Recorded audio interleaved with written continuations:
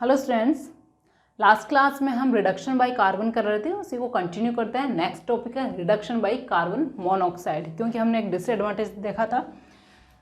Disadvantage ये था कि रिडक्शन बाय कार्बन अगर हम कर रहे हैं तो वहाँ पर carbon as a trace amount contaminate करता है मेटल को, इसलिए कार्बन मोनोऑक्साइड समटाइम्स बेटर होता है। Now next is reduction by carbon monoxide,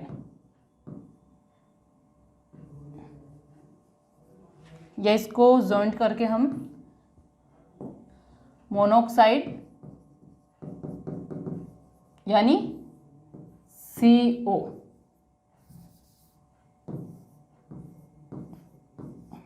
ये भी कह सकते हैं। सेम वही प्रोसीजर है, PbO Fe2O3 ZnO। यहां पर अब कार्बन की जगह हम कार्बन मोनोऑक्साइड लेंगे। पहले जो प्रोसेस था उसमें मोनोऑक्साइड बनती है, अब यहां डाइऑक्साइड बनेगी, तो Pb प्लस CO2, यहां पर Fe प्लस CO2 और यहां पर ZnO की जगह Zn प्लस CO2।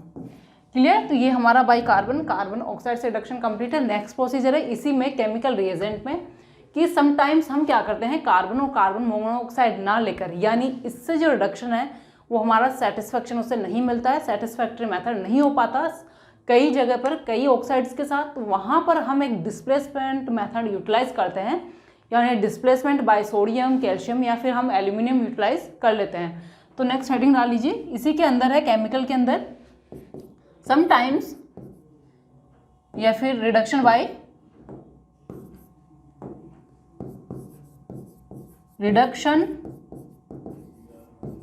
बाय करना हमें एल्यूमिनियम के साथ है, तो हेडिंग डाल लीजिए aluminium.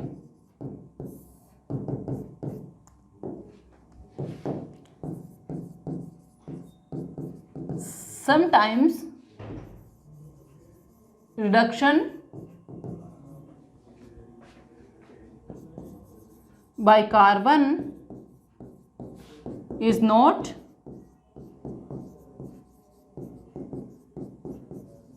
satisfactory. That's why a displacement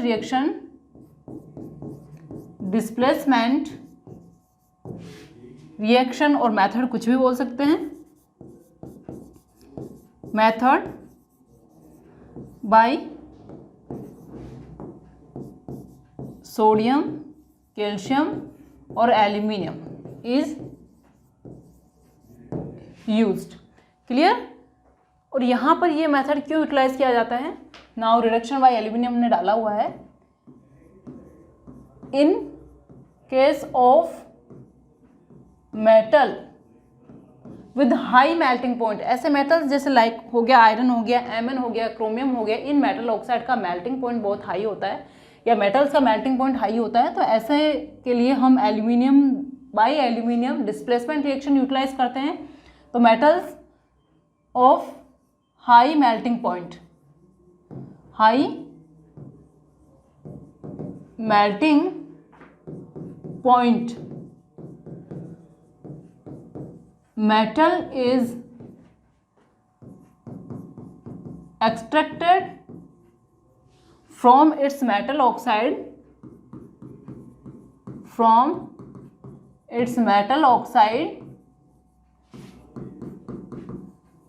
by reduction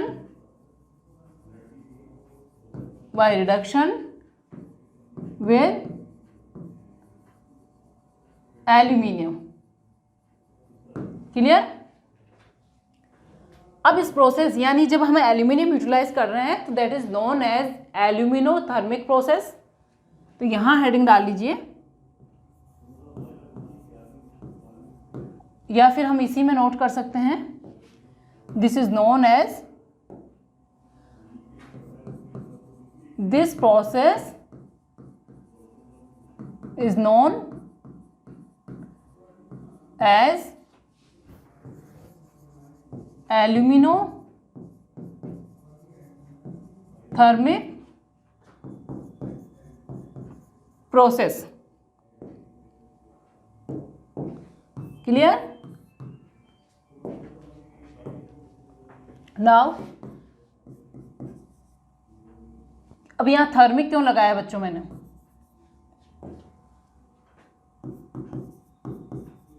in this process large amount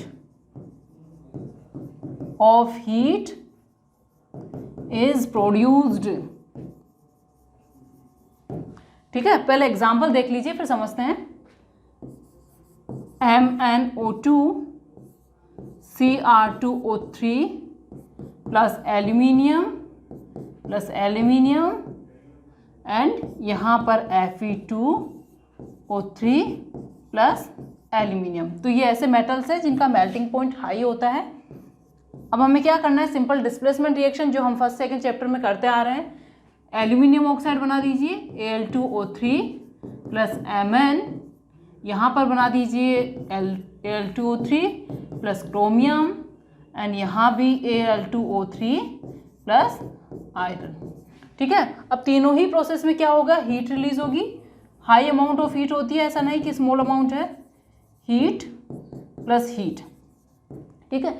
ये हीट इतनी होती है कि ये मेटल प्लस एल्यूमिना, इसको हम बोलते हैं बच्चों एल्यूमिना।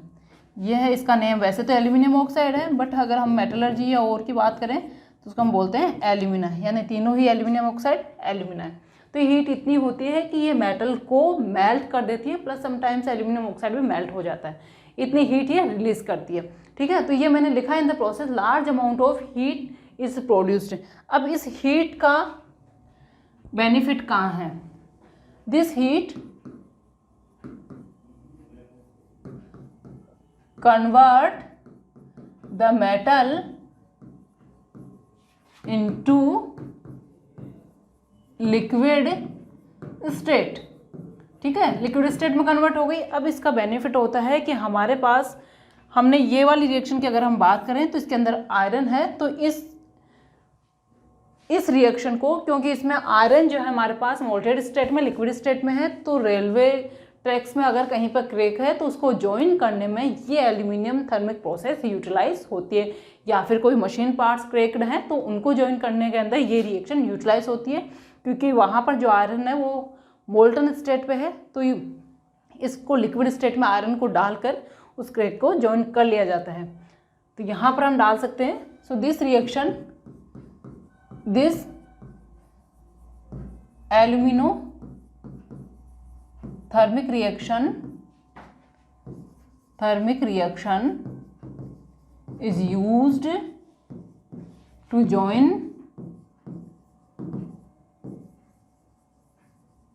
railway tracks और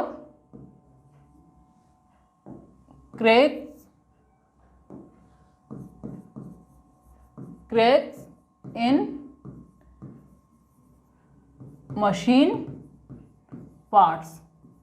क्लियर? अब यहाँ पे एक पॉइंट और डाल लीजिए, mixture of ore and aluminium powder is known as thermite. ठीक है, यह थर्माइट होता है। आपने इनिशियली जो ऑक्साइड लिया है, ये oxide plus aluminium powder, that is known as thermite. इसके साथ साथ इसका जो एक फर्नेस, हम कहें कि कुछ भी सेटअप बनाया गया है, उसके अंदर रिएक्शन को स्टार्ट करने के लिए एक इग्निशन मिक्सचर यूटिलाइज किया जाता है। तो ऐसा नहीं है कि रिएक्शन एक्सोथर्मिक है तो अपने आप रिएक्शन स्टार्ट हो जाती है, क्योंकि यहाँ दोनों ही ऑक्साइड सॉलिड स्टेट में है। तो एक बार रिएक्शन स्टार्ट करवाने के लिए हमें एक टेम्परेचर या हीट की ज़रूरत होती है, तो उसके लिए जो इग्निशन मिक्सचर यूटिलाइज किया जाता है, that is known as to start the reaction.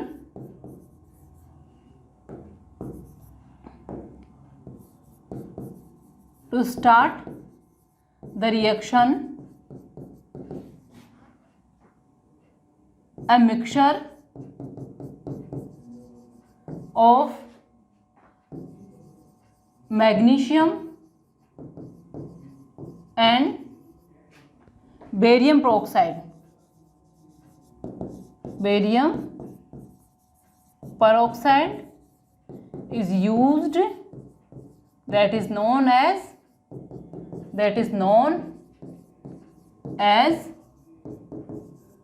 ignition mixture. Ignition mixture, ठीक है। ये हो गया। देखो ये मेथड को मैंने समराइज, यानी इसमें जो जो इंपॉर्टेंट पॉइंट्स थे वो मैंने सारे समराइज कर दिए हैं, क्योंकि आपकी जो एनसीईआरटी बोर्ड की बुक है उसमें एल्यूमिनोथर्माइट प्रोसेस गिवन है, तो ये इससे रिलेटेड मैंने सारे क्वेश्चंस या जितने भी पॉइंट्स इंपॉर्टेंट पॉइंट्स मैंने इसको समराइज कर दिया है। बाकी आप हायर क्लासेस में इसी मेथड्स को डिटेल में इन्हीं मेथड्स को करने वाले हैं।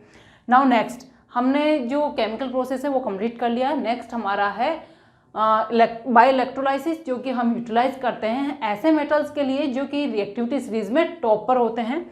अब ऐसे मेटल्स के लिए हम क्यों यूटिलाइज करते हैं वो देखेंगे। तो नेक्स्ट थर्ड जो मेथड हमारा, दैट इज द इलेक्ट्रोलाइसिस या reduction by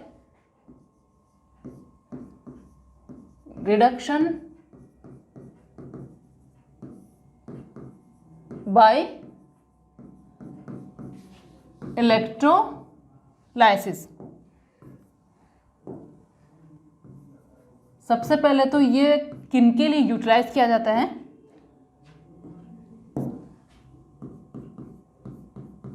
this method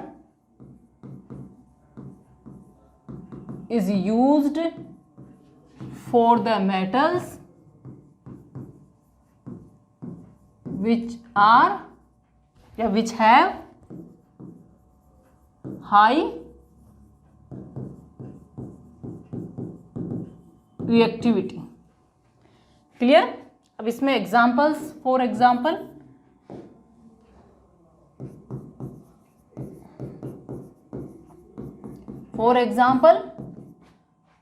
sodium, magnesium, calcium, aluminium, ठीक है, इनके लिए यूटिलाइज करेंगे। अब इनके लिए यूटिलाइज करते हैं तो हमारे दिमाग में ये क्वेश्चन आ सकता है कि इनके लिए हम कार्बन रिडक्शन मेथड क्यों नहीं यूटिलाइज कर सकते हैं, वो भी तो हम कर सकते हैं।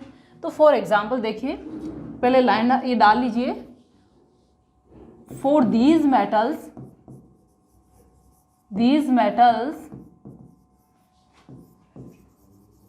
कार्बन रिडक्शन मेथड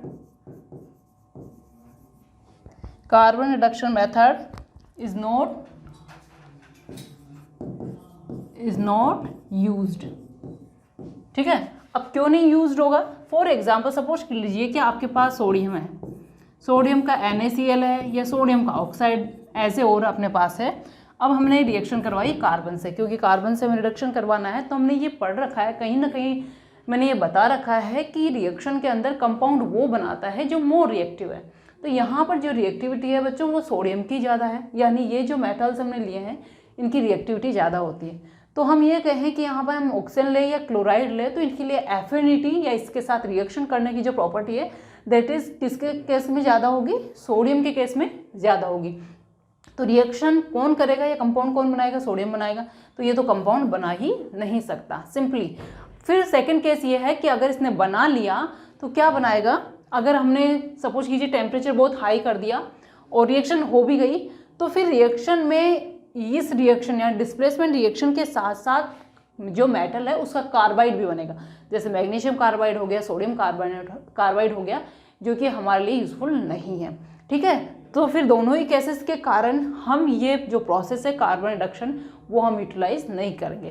कार्बाइड बनेगा पर स्मॉल अमाउंट में बनेगा, क्योंकि मैक्सिमम तो वो ऑक्साइड यानी जो भी और है वो इसी फॉर्म में रहेगा, रिडक्शन आपका होगा ही नहीं। फिर टेम्परेचर हमने बढ़ा दिया और रिडक्शन हो भी गया तो कार्बाइड बनेगा, तो इसलिए हम इस मेथड को यूटिलाइज नहीं करते। क्यों यूटिलाइज नहीं करते वो नोट कर लीजिए, not used because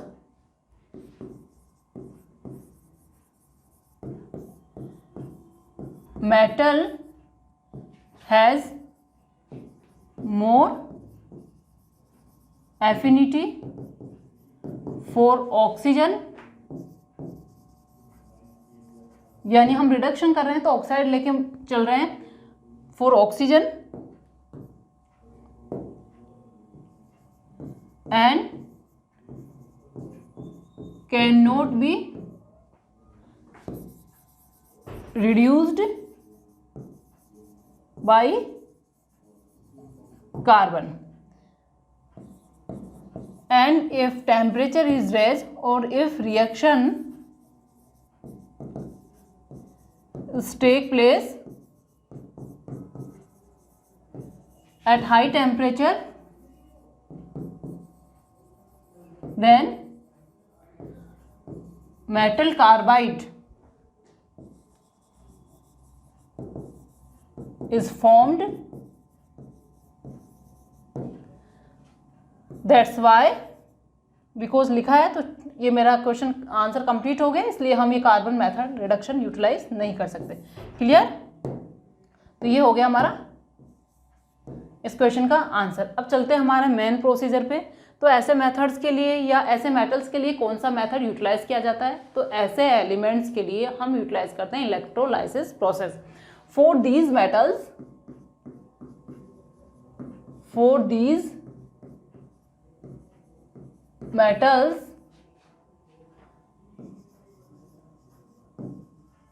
electrolysis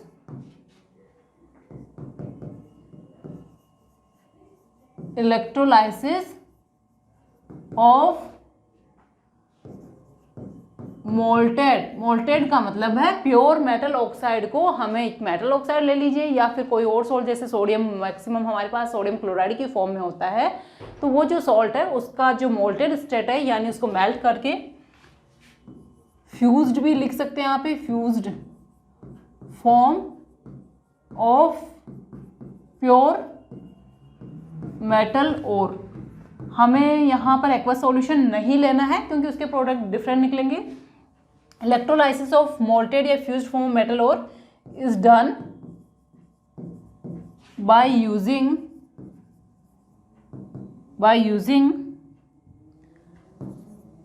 using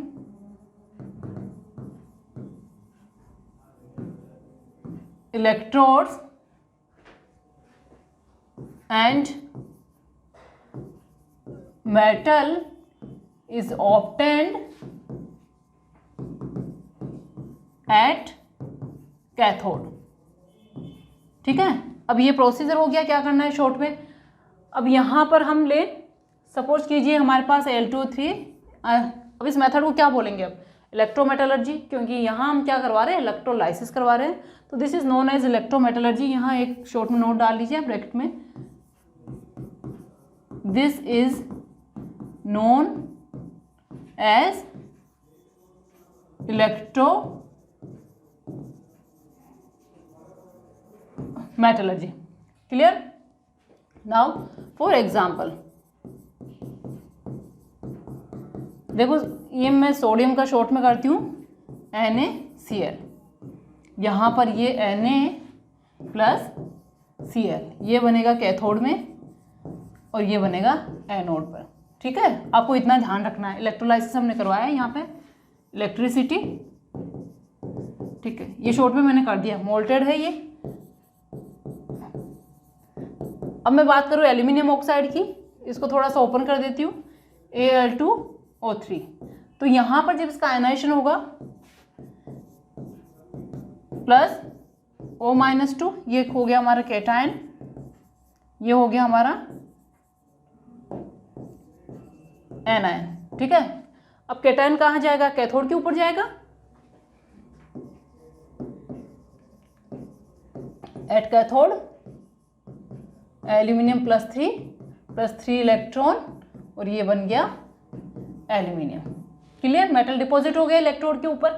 अब एनोड की बात करें हम,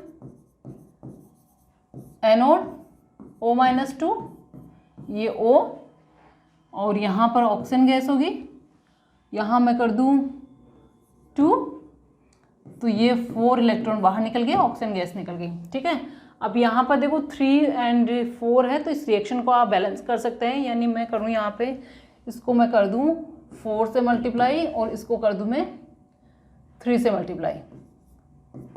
ठीक है, इस तरह से आप कर सकते हैं। तो ये 4Al + 3 + 12 इलेक्ट्रॉन, ये बन गया 4 एल्यूमिनियम। ठीक है, बैलेंस करना होता है एक्चुअली, यहाँ से जो इलेक्ट्रॉन निकलेंगे वही यूटिलाइज करेगा एल्यूमिनियम। और यहाँ पर हो गया ये 3 है,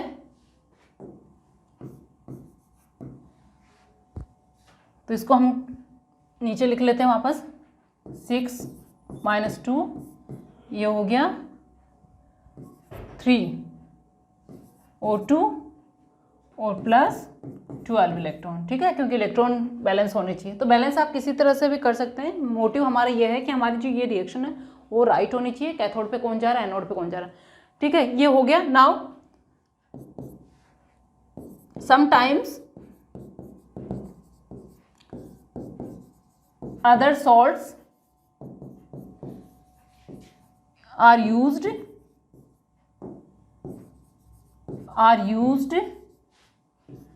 to decrease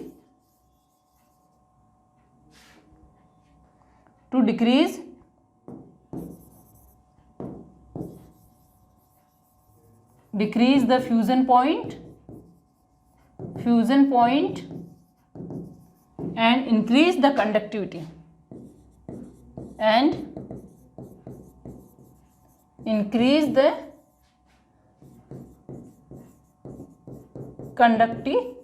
अब आप अगर कोई कॉम्पिटिटिव एग्जाम लाइक NTSC दे रहे हैं तो नेक्स्ट आपका इंपॉर्टेंट क्वेश्चन जो बनने वाला है वो इस लाइन से बनने वाला है। तो इसमें आप इसको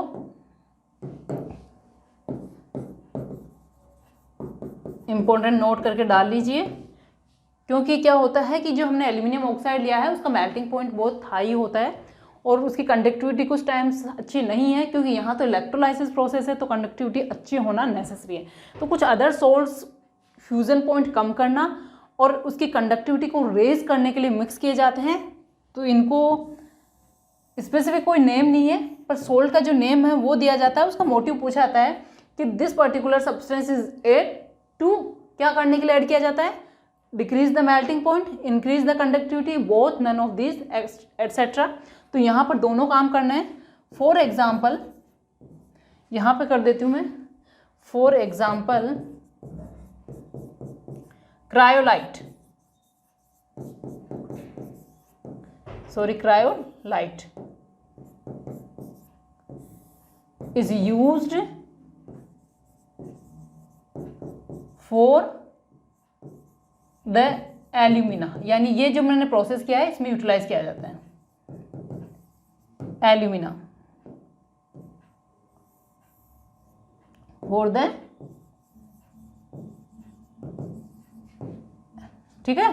तो ये हो गया। अब एक चीज़ और है इसमें कि जब हमने कार्बन के इलेक्ट्रोड यूटिलाइज किए हैं, सपोज कीजिए ग्रेफाइट यूटिलाइज कर लिए, ग्रेफाइट एज इलेक्ट्रोड यूज होता है, तो एल्यूमिनियम कैथोड पे बनेगा और एनोड पे ऑक्सीजन बनेगा। तो ऑक्सीजन क्या करता है, ग्रेफाइट से रिएक्शन करके कार्बन का ऑक्साइड बना लेता है, जिससे धीरे धीरे वो एनोड है वो ख़त्म होता जाता है और उसे अगेन एंड अगेन रिप्लेस करना पड़ता है जब हम कार्बन के इलेक्ट्रोड यूज़ करते हैं। तो ये इसका एक मेन डिसएडवांटेज है। तो इसको भी आप डाल लीजिए, क्योंकि इतने क्वेश्चन करे हैं तो ये भी नोट कर लेते हैं। When graphite is used as electrode, then at anode oxygen formed react with graphite, यानी ग्रेफाइट में क्या है हमारा carbon, to form oxides, to form carbon oxides and eat up it. So electrode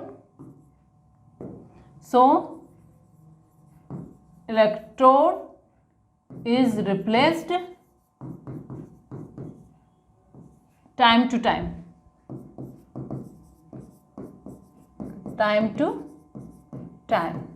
clear। तो ये हो गया हमारा इलेक्ट्रोलाइटिक प्रोसेस। मेनली यहाँ एल्यूमिनियम का ध्यान रखना है। क्रायोलाइट इसमें यूटिलाइज होता है। एल्यूमिनियम एनोड पे और ऑक्सीजन कैथोड पे बनती है।